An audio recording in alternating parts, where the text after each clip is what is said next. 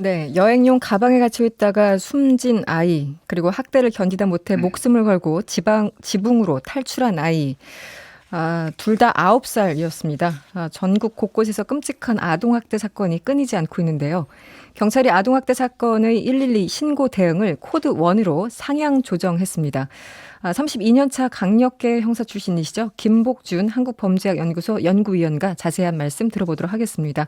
예. 안녕하세요. 네, 안녕하세요. 네. 예. 오늘도 또 무거운 얘기를 할 수밖에 없습니다. 예, 네. 예. 아동학대 사건이 줄줄이 보도가 되고 있고 알려지고 있고 예. 이제 항상 이런 사건을 보면은 이게 최근 유난히 증가한 건가 아니면 우리가 그냥 모르고 있던 게 드러났을 뿐인가 여러 가지 생각이 들고 참 답답한데요. 어떻게 보십니까? 제가 여기 오기 전에 법무부하고 경찰청 아동학대 그 통계를 한번 뽑아봤어요. 네네. 보니까 2016년도에는 18,700건, 네. 2017년도에는 22,367건, 네. 2018년도에는 24,604건이에요. 네. 그러니까 보니까 2016년까지는 만 한 9,000대 있다가 네네. 17년부터 한 3, 4천 늘기 시작해요. 그러네요. 그러니까 아동학대 관련된 거는 분명한 거는 늘고 있는 건 늘고 맞습니다. 근데 뭐 그게 급격히 뭐 늘거나 이런 것 같지는 않고요. 왜 늘까요? 어떻게 보세요? 아무래도 이제 노출되는 게 예전보다는 많을 겁니다. 사실은 아동학대 사건이나 가정폭력 사건 같은 거는 사실 묻히는 게 많아요. 그렇죠. 집안 내에서 그랬던 일으니까. 것이 이제 최근에는 뭐 그 신고 의무 제도도 생겼고 네. 또 보다 또 이웃집들의 어떤 감시 같은 것도 좀 많이 늘었고요.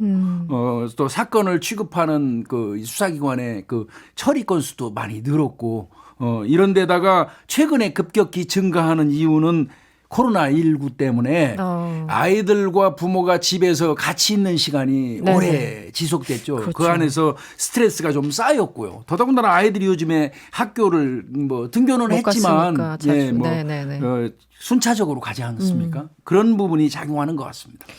이 코로나로 인해서 우리나라뿐만 아니라 전 세계적으로도 이 폭력 사건이 늘어나고 있다. 이 보도를 많이 봤습니다. 가정 내 폭력 사건. 네. 경찰이 아동학대 사건 신고가 들어오게 되면 코드 1으로 대응하겠다라고 밝혔는데 예. 이 코드 1이 무슨 뜻인지 어떤 의미인지 좀 설명을 해 주시죠. 경찰은 그 사건이 발생하면 그 현장에 그 나가서 이 필요한 조치를 취하는 어떤 그 단계별 그 조치 사항이 있어요. 이제 코드 제로 같은 경우는 이를테면 이런 겁니다. 살인 사건이 네, 났다든지 네.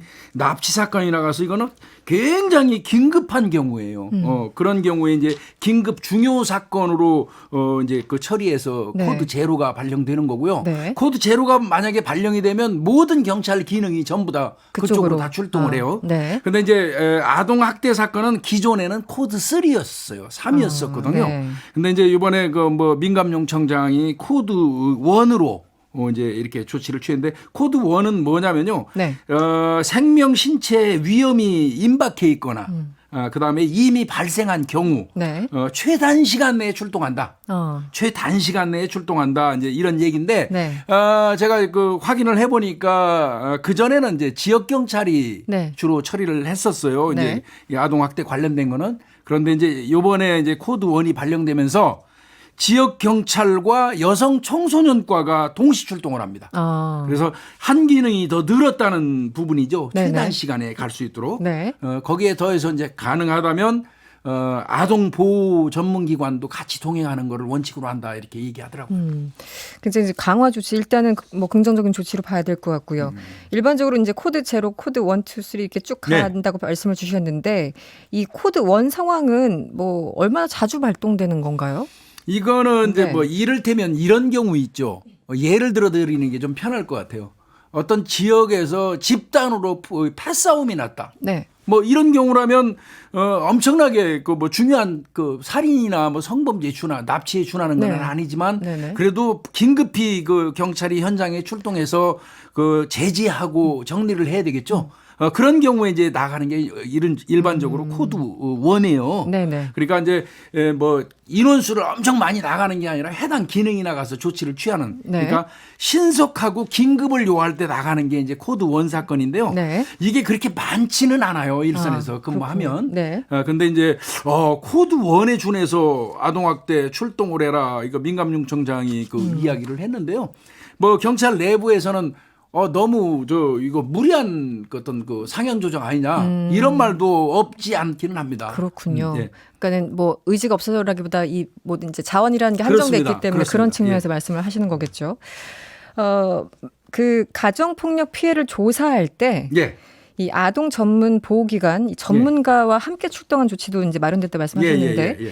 그러면 그 혹시 경찰 단독으로 출동하게 되면 아동학대 같은 거 좀 발견하기 눈치채기 좀 어렵습니까? 어떤 맥락일까요? 이제 그게 어떤 문제가 있냐면요. 이 아동학대 사건 같은 경우는 궁극적으로는 아동이 피해자잖아요. 그렇죠. 네. 그리고 대체로 가해를 한 사람은 뭐 한 78% 정도가 친부모예요. 친부모죠. 거의가. 네네. 그러면 아동과 부모의 관계를 고려할 때 현장에 신고를 이웃이라든지 이런 데서 신고를 해서 경찰이 출동해 가지고 아이하고 마주쳤을 때 네. 아이로부터 피해 사실을 효율적으로 진술받을 수 있겠느냐. 네네. 제복을 입고 간 경찰관에게 아이가 부모 눈치 안 보고 마음대로 얘기할 수 있느냐. 그렇죠. 이거는 조금 그 문제가 있거든요. 네. 그러면 아동 심리 상담을 하는 전공하는 사람들, 아동 보호기관에서 나온 분들 그런 사람들이 아동을 따로 데리고 가서 네.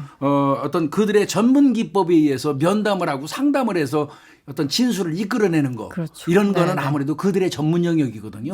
그러니까 그런 훨씬 부분을 착안하는 겁니다. 훨씬 더 효율적으로 예, 아이가 예. 겁먹지 않게. 예. 근데 보통 출동을 하면 당연히 부모 같은 경우는 더군다나 이제 가해자니까 예. 자신이 학대하고 있다는 거를 숨기려고 할 테고 그렇죠. 또 뭐 아이도 이제 부모 눈치를 봐야 되고 이런 상황이라서 이런 경우 참 어떻게 합니까? 네. 그래서 이 좀 강제력을 조금 전에 제가 말씀드린 내용이 그래서 가능하면 아동 보호 전문 기관 그 직원하고 같이 실질적으로. 나가고 나가면 이제 경찰이 해줄 일은 있어요. 거기에서 아동하고 이 부모를 일단 분리해야 돼요. 분리해야 각 된다. 다른 장소로 분리하고 아동 심리 상담관이 아이 면담을 할 수 있도록 시간을 제공해주고 이런 그 조치가 필요하고요. 네. 제가 그 일선에 있을 때 가보니까 네네. 아이들 같은 경우는 신고가 돼가지고 갔어도 제복을 보는 순간 막연하게 어떤 무서워하나요? 그 두려움에 떠는 경향이 있어요. 경찰을 대할 때는. 그렇겠죠. 네. 이런 부분이 이제 좀 난제죠. 어떤 면에서 경찰 입장에서. 예. 이번에 정말 충격적인 이 딸을 상습적으로 학대한 혐의를 받고 있는 그 창녕의 의붓 아버지 예, 결국 예. 구속이 됐는데 구속영장 실질 심사 받으러 나갈 때 이런 얘기를 했다고 합니다. 나는 아직도 내 딸을 딸로 생각하고 사랑한다. 예. 이걸 어떻게 봐야 됩니까? 한마디로 궤변이죠. 네. 궤변이고요. 너무 이상한. 정말 네. 뭐 이거 방송이 아니라면 진짜 욕하고 싶은 심정이죠. 이 사람 거의 아이한테 한 그 행위를 보면 고문에 가까운 행위를 했어요. 네, 그러니까요. 그런 네. 사람이 무슨 아직도 딸을 사랑한다는 말이 입에서 나옵니까? 이거는 만연히 그 형량을 좀 깎고자 하는 그 어떤 궤변 같은 거고요. 진실성이 없는 전부 거짓말이라고 저는 봅니다. 예. 그런데 이게 다른 사람 전혀 모르는 뭐 성인 뭐 어떤 경우에서도 폭력이라는 건 있어서도 안 되지만 네. 그래도 자기 자녀고 어린 아이잖아요. 예. 이렇게까지 진짜 거의 아까 고문에 가깝다고 네. 표현하셨나요? 이렇게까지 하는 거는 일반인들이 정말 이해를 못하는 부분이거든요. 도대체 어떤 사람들이길래 이런 잔악한 행동을 하는 걸까요? 일단은 뭐 각각 케이스별로 다르겠죠. 이제 아동이 처해 있는 가정 환경 같은 거를 이제 착안해서 우리는 판단할 수밖에 없어요. 네. 이번 창녕 사건 같은 경우는 이제 보시면 알겠지만 네. 이 딸아이는 엄마가 데려온 아이죠. 네, 네. 그리고 이제 그 3명의 또 딸아이들이 있는데 네, 그 네. 아이는 현재의 남편과 사이에서 난 아이들이에요. 그러면 이 집안에서 이 첫째 딸 요번에 학대를 받은 아이가 가장 이질적인 요소로 인식될 가능성이 많습니다. 네네. 또 어머니의 입장에서는 이 아이만 없다면 남편한테도 좀 불편하지 않을 수 있는 그런 존재일 수밖에 없죠. 그러다 보니까 이제 이 아이는 어떻게 보면 그 순수하게 어떤 일가족의 범위 내에서 벗어나 있는 네. 아이란 말이죠. 네네네. 이런 그 사례를 좀 보시면 이해가 빠를 겁니다. 그 아이들 3명 있잖아요. 동생입니다. 동생들. 네. 그 아이들이 이 아이를 언니라고 부르는 게 마땅하죠. 네네. 언니라고 부르지 않았습니다. 뭐라고 불러? 이름 불렀어요. 자기 부모가 그 딸한테 부르는 이름처럼 얘들도 어린애들도 자기 언니라고 안 부르고 이름을 불렀어요. 그게 단적으로 이 일가족이 이 피해 아동을 어떤 시각으로 인식하고 있는지를 보여주는 사례라고 할 수 있는 거예요. 그렇군요. 아, 동생들도 그렇게. 네. 네, 새나라님이 문자 주셨는데요. 김복준 교수님 이해 잘 되게 설명해 주셔서 듣기가 편합니다. 이렇게 문자 주셨고, 케빈님, 이분 사이다네요. 네, 이분은 김복준 선생님을 말씀드립니다. 네, 잠시 광고 듣고 돌아오겠습니다. 네, 요즘 아동 학대 사건 관련해서 김복준 한국범죄학연구소 연구위원과 이야기 나누고 있었습니다. 이 학대하는 그 양상도 너무 잔인하고 참 이해가 안 된다. 제가 이제 질문을 드렸는데 혹시 이렇게 학대를 하는 사람들, 부모들의 어떤 공통점이 좀 발견이 됩니까? 이번 사례 같은 경우처럼 어떤 재혼 가정에서의 어떤 갈등 네. 부분이 있어요. 이거 재혼 관련돼서는 이제 그 외국 같은 데서는요. 우리 대한민국 사회에서는 뭐 각각 아이를 가진 사람들이 재혼을 할 때 네. 어른이 합치면 아이들은 자동으로 따라오는 걸로 인식하는 경향이 있어요. 네, 네. 그거 굉장히 잘못된 거거든요. 외국 같은 데에서는 그런 가정들이 이 재결합, 재혼을 할 때는 반드시 부모들도 자녀 교육 관련돼서 교육을 시켜요. 의무적으로. 그렇군요. 또 아이들도 상담하고 케어해가지고 네. 두 가족이 합칠 수 있는 그런 기회를 마련해주고 있습니다. 그 일부 선진국, 미국도 꽤 그렇고요. 네네. 근데 우리는 그런 시스템이 없어요. 그런 데에서 야기되는 어떤 그 갈등 부분이 분명히 있습니다. 네네. 그 다음에 이제 이 아동 그 학대 관련된 범죄는 대체로 그 현장에서 확인해 보면 부부간에 불화가 많은 집에서 아이한테 화풀이 대상으로 연결이 되는 연결이 되는 케이스가 상당히 많고요. 뭐 지극히 원론적인 이야기지만 가난한 그 가정 그 있던 경제적으로 어려우니까. 경제적 어려움 때문에 그 야기되는 스트레스가 아이들한테 가장 약자한테 이거 지향하게 되는 그런 부분도 있고 어떤 경우는 이제 이 보호자의 알코올 중독 같은 문제 네. 뭐 이런 거 등등이 몇 가지 공통점으로 그 문제되고 있습니다. 여러 가지 케이스들이 있겠고. 네, 그렇습니다. 이 사실 집안에서 벌어지는 폭력들은 일회성으로 끝나지 않지 않습니까? 거의 그렇습니다. 대부분. 예. 거의 이제 한 번 아이를 때리기 시작한 사람은 계속 때리게 되는 혹은 뭐 부부 간의 싸움도 한 번 예. 폭력이 발생하면 계속 약간 좀 상습적으로 이루어지는 이게 일반적인 패턴이라고 봐도 될까요?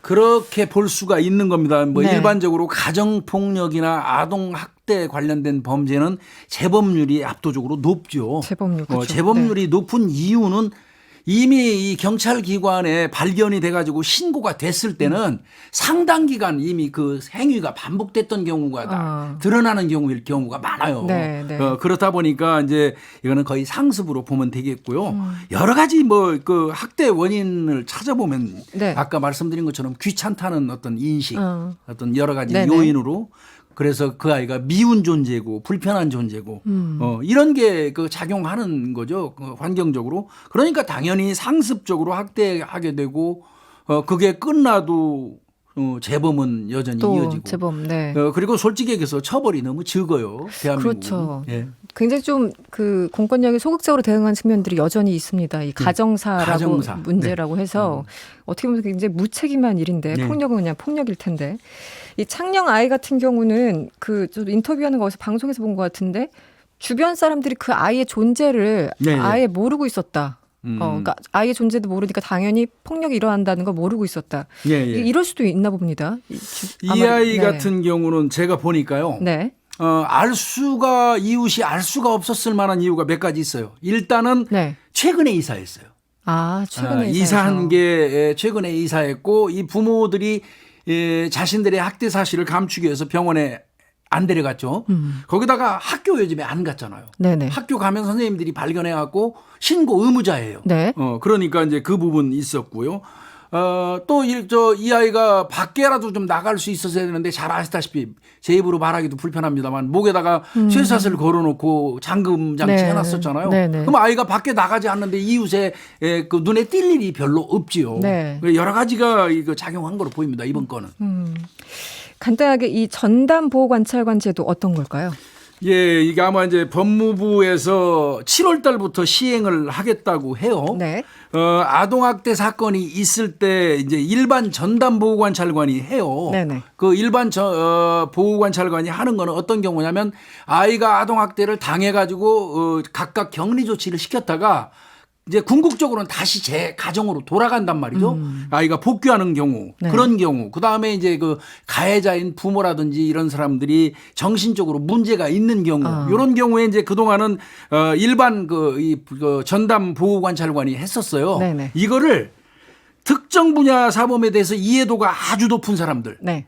이런 사람들 이제 그 해서 전담 보호 관찰관을 이제 그 적용해서 재범 방지하겠다는 거예요. 알겠습니다. 오늘 말씀 여기까지 들어야 되겠네요. 지금까지 김복준 연구위원이었습니다. 고맙습니다. 네, 감사합니다. 여러분의 퇴근길을 꽉 채워드립니다. 평일 저녁 6시 5분 이승원의 세계는 그리고 우리는